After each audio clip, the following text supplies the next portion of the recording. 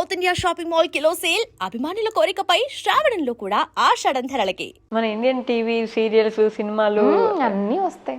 సినిమాలు వేస్తారు వెళ్ళిన కొత్తలో అయితే అసలు ఏం వచ్చేవి కాదు.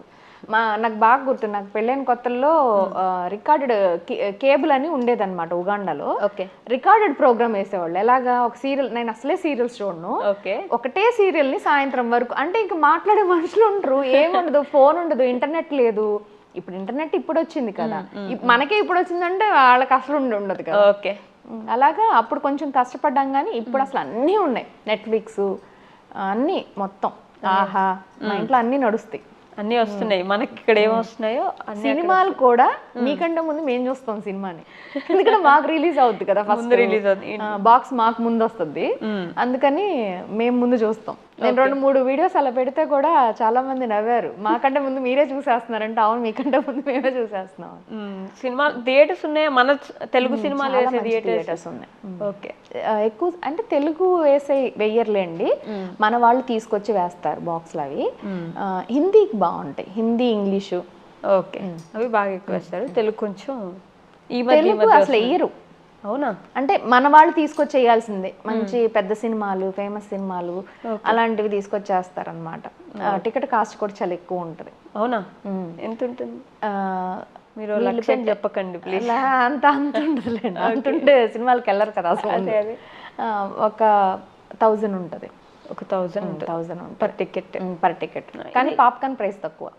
అదేంటి మళ్ళీ? ఎందుకు అలా చెప్తున్నానంటే, ఇక్కడ కూడా సినిమాలు చూస్తుంటాను కదా నేను, ఇక్కడ సినిమా టికెట్ ప్రైస్ కన్నా పాప్కార్న్ ప్రైస్ ఎక్కువ ఉంటుంది, అందుకని చెప్తున్నాను అనమాట. పాప్కార్న్ ప్రైస్ చాలా తక్కువ ఉంటుంది, అండ్ 50 shillings కింద పెద్దది ఇస్తారు చక్కగా. సారీ, 50 rupees కి, సారీ 50 rupees కింద ఇస్తారు, కాబట్టి తక్కువే కదా మరి. అప్పుడు సరిపోయింది కదా, టికెట్ ప్రైస్ ఎక్కువైనా. వాటర్ కూడా మనం తీసుకెళ్ళొచ్చు. ఇక్కడ థియేటర్స్ లో అలా ఉండదు, అందుకే అంటున్నాను, వాటర్ మనం తీసుకొచ్చి అక్కడ కవర్ చేయొచ్చు అనమాట. ఆ 1000 ఇక్కడ కవర్ చేయొచ్చు, కవర్ అయిపోతాయి. సినిమాలు కూడా చూస్తారు అయితే? పర్లేదు, బాగానే చూస్తాం. తెలుగు సినిమాలు అంటే బాగా చూస్తాం. అందులో అందరూ అప్పుడే మీట్ అవుతాం కదా, తెలుగు వాళ్ళు అందరం మీట్ అయ్యే అడ్డాగా. ఓకే, క్వాలిటీ ఆఫ్ ఎడ్యుకేషన్ ఎలా ఉంటుంది పిల్లలకి? మీరు మీ పిల్లల్ని అక్కడే చదివిస్తున్నారు కదా, చదివించి ఉంటారు కూడా. చదువుతున్నారు వాళ్ళు. అదే, ఎడ్యుకేషన్ ఎలా ఉంటుంది వాళ్ళకి? మనకి ఇక్కడ ఉన్నంత ఎడ్యుకేషన్ బాగుంటుందా, లేకపోతే కొంచెం పర్లేదు అలా ఉంటుందా? అంటే ఎడ్యుకేషన్ ఇండియానే బాగుంటుంది. ఇండియానే బాగుంటుంది అంటే నా ఒపీనియన్, అందరిది నేను చెప్పను, ఎందుకంటే ఇది కామన్ ఒపీనియన్ కాదు, నేను చూసిన దాన్ని బట్టి చెప్తున్నాను. ఓకే, ఇక్కడే బాగుంటుంది, అక్కడ కూడా ఎడ్యుకేషన్ బాగానే ఉంటుంది. చెప్పాను కదా, రుద్దరు. ఇక్కడ ఏంటంటే పిల్లలు 8th క్లాస్ నుంచి వాళ్ళు ఏం అవ్వాలో ముందే చెప్పేస్తారు. మేము డాక్టర్ అవ్వాలి, ఇంజనీర్ అవ్వాలి, ఈ రెండే చెప్తారు ముందు. ఎప్పుడో లీస్ట్ ప్రయారిటీ అకౌంటెంట్ చెప్తారు. మా పెద్ద పాప అకౌంటెంట్ చదవాలంటే అదే టాపిక్ అనమాట. ఓకే, ఎవరికైనా ఏం చదువుతున్నావు అంటే అకౌంట్స్ అంటే అకౌంట్స్ అని చూస్తారు అనమాట. అది అందుకని ఇప్పుడు మన వాళ్ళు చార్టెడ్ అకౌంటెంట్ చదువుతున్నారు కదా బాగానే, కాకపోతే అంటే నేను కామనైజ్ చేసి చెప్పట్లేదు, మా రిలేటివ్స్ లో చూసి చెప్తున్నాను అనమాట. నాకు బయటికి వెళ్ళి అంత ఉండదు కదా. ఓకే, మనకి మన రిలేటివ్స్ లో ఏం టాక్ వస్తుందో అదే టాక్ అనుకుంటాము. రిలేటివ్స్ లో ఏంటంటే ఎవరు చూసినా బీటెక్ అంటారు. బీకామ్ ఏసీసీ అన్నా కానీ ఆహా అంటే పడదని కాదు, ఏంటి అని అడిగే స్టేజ్ లో ఉంటాం అనమాట. కానీ దానికి కూడా మంచిగా కాలేజీలు ఉన్నాయి ఇక్కడ కూడా. కూడా చదువుతున్నారు యాక్చువల్లీ చాలా మందికి. చార్టెడ్ అకౌంటెంట్ సిఏ చదువుతున్నా అనే వాళ్ళు వేరు కదా, మళ్ళీ బీకామ్ ఏసీసీఏ వేరు. సిఏ అంటే మళ్ళీ పైన చూస్తారు బాగా, అది మంచి రెస్పెక్ట్ కదా. బీకామ్ అంటే ఏం పెద్ద లెక్క ఉండదు కదా, అది అలా. Okay, education wise BTech doctor కంటే అకౌంట్స్కి ఎక్కువ ప్రిఫరెన్స్ ఉంది అక్కడ. డాక్టర్ వాళ్ళు అయితే అంత ఎడ్యుకేషన్ అంత సూపర్ అని ఏం చెప్పం మేము. ఓకే, ఇంజనీరింగ్ ఏమో తెలియదు, నాకు ఐడియా లేదు. అకౌంట్స్కి బాగుంటుంది. మీ ఇద్దరు పిల్లలు అకౌంట్సేనా అని అనుకుంటున్నాం. మా పెద్దమ్మాయి అక్కడ చదవని అంటుంది, ఇక్కడే చదువుతానంటుంది. అమ్మాయికి ఇండియా అంటే బాగా ఇష్టం, అందుకని ఇక్కడే చదువుతానంటే చూడాలి. ఇంకా చూడాలా? ఇక్కడ పంపించేస్తారా? అప్పుడు మోస్ట్లీ పంపిస్తాం, నెక్స్ట్ ఇయర్ పంపిస్తాం. సో చిన్న పాప మాత్రం ఇంకా చిన్నది కదా, ఇంకా అంత డెసిషన్ రాలా. మోస్ట్లీ ఎలా ఉంటుందంటే 10th 9th వచ్చేటట్టయితే 8thకే వచ్చేస్తారు.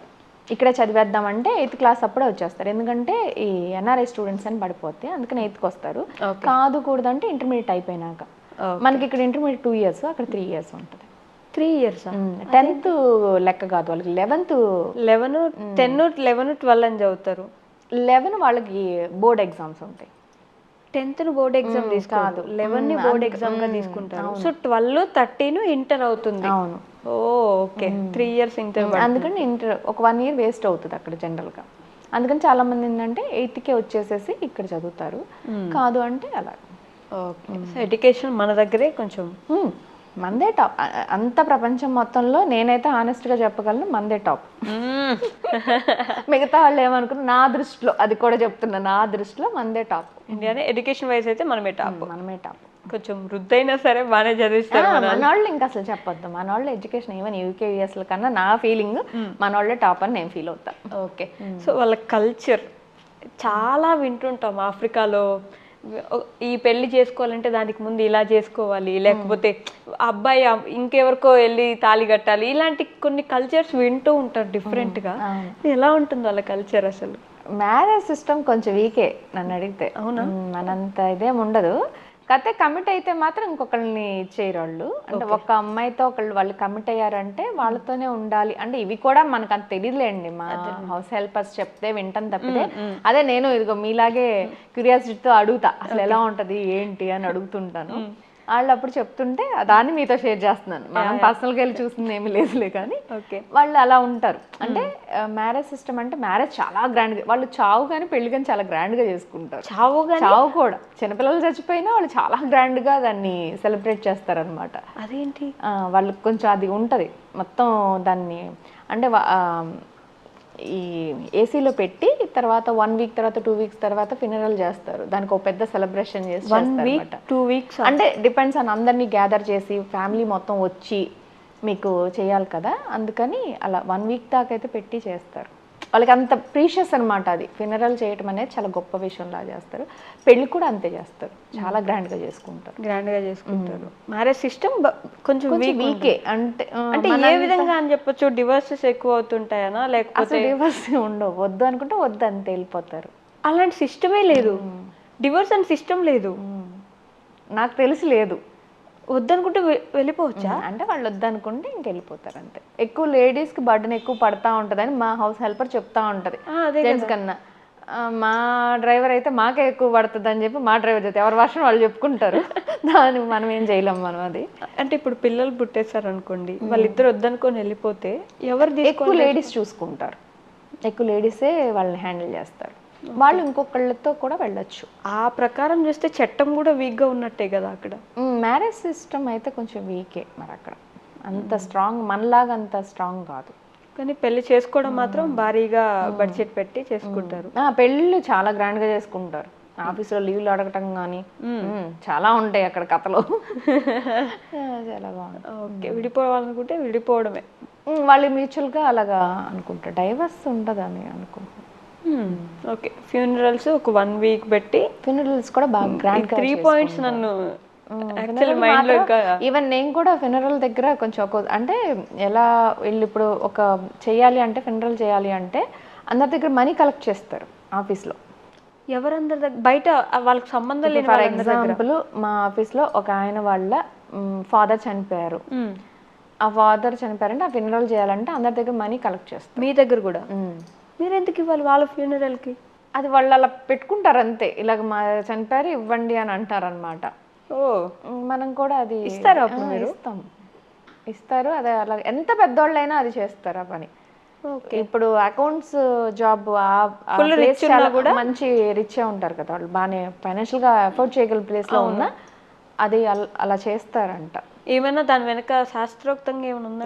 అది నాకు అంత తెలియదులే కానీ మేబీ అందరిని ఇన్వాల్వ్ చేయటమనో లేకపోతే వాళ్ళది ఏమో నాకు అంత దాని మీద ఐడియా లేదు. ఇదైతే నేను 2-3 సార్లు విన్నాను, ఎందుకంటే నేనే 2-3 సార్లు ఇచ్చాను కాబట్టి. ఇచ్చారు మీరు? ఓకే. పక్కన వాళ్ళు ఎవరైనా ఇంట్లో వాళ్ళు చనిపోతే వాళ్ళ ఫ్యూనరల్ కి అంటే వాళ్ళ ఫినరల్ కాదు, ఇప్పుడు మన ఎంప్లాయీస్ ఉంటారు అనుకోండి, వాళ్ళు వచ్చి తెలిసిన వాళ్ళు వచ్చి దగ్గర వచ్చి అడుగుతారు కదా. అలాగా ఇప్పుడు మా పనమ్మాయి ఉంది ఇలా అయిందమ్మా అంటే సరే అని చెప్పి మళ్ళీ ఇస్తారా వాళ్ళు రిటర్న్? ఇంకా అంతే ఉంటుంది. నైస్. మంచి పద్ధతి యాక్చువల్లీ, కొంచెం మంచి కట్టుబాటు. మేబీ అందరిని ఇన్వాల్వ్ చేద్దామనే ఆలోచన. మేబీ ఒకప్పుడు ఫైనాన్షియల్ గా వీక్ గా ఉన్నప్పుడు అందరు కలిసి వేసుకో అలాంటి సిస్టమ్ ఏదైనా అయ్యి ఉండొచ్చు. అలా